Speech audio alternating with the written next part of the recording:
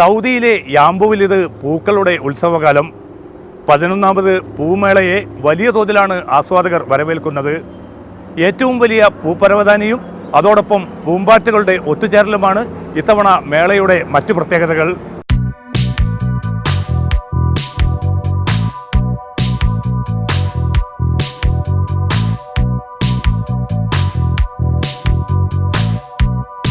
സൗദിയിലെ യാംബുവിൽ ഇത് പൂക്കാലം.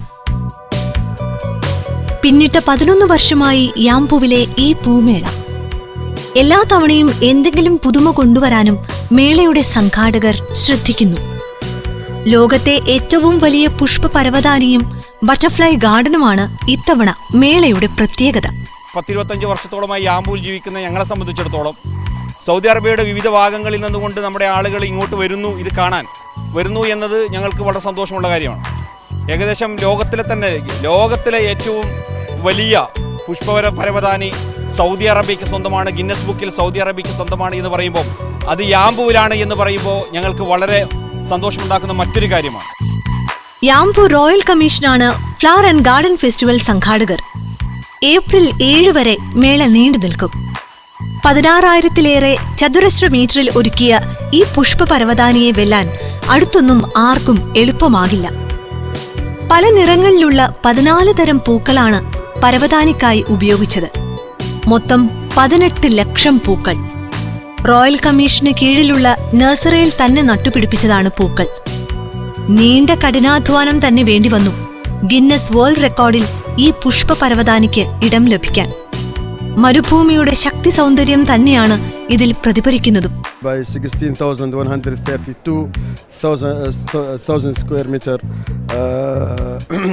I would like to thank all my team that work on it, and some of them, and they are Indian people, which they create a lot of new design and for planting.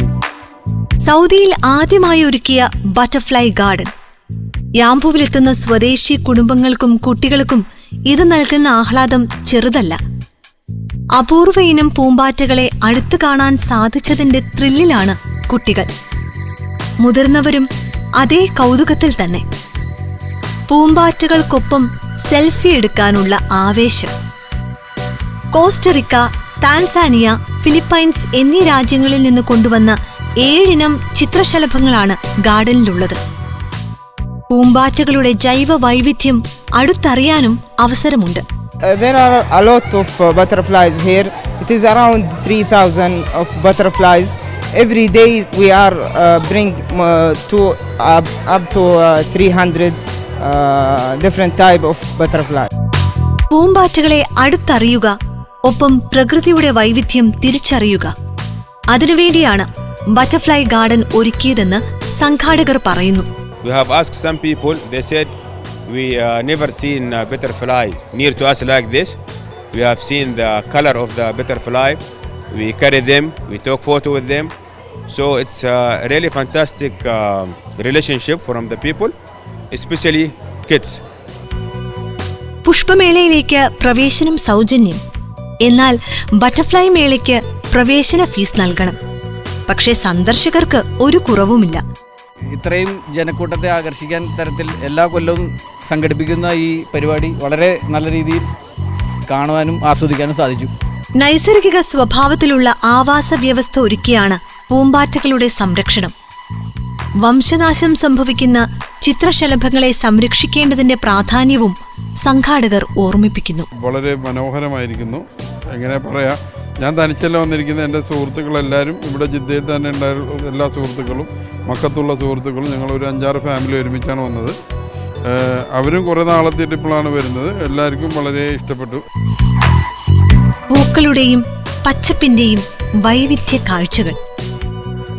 ഇതിനു പുറമെ കുട്ടികൾക്ക് road അവബോധം പകരുന്ന പ്രത്യേക പവലിയനും recycle ഗാർഡനും.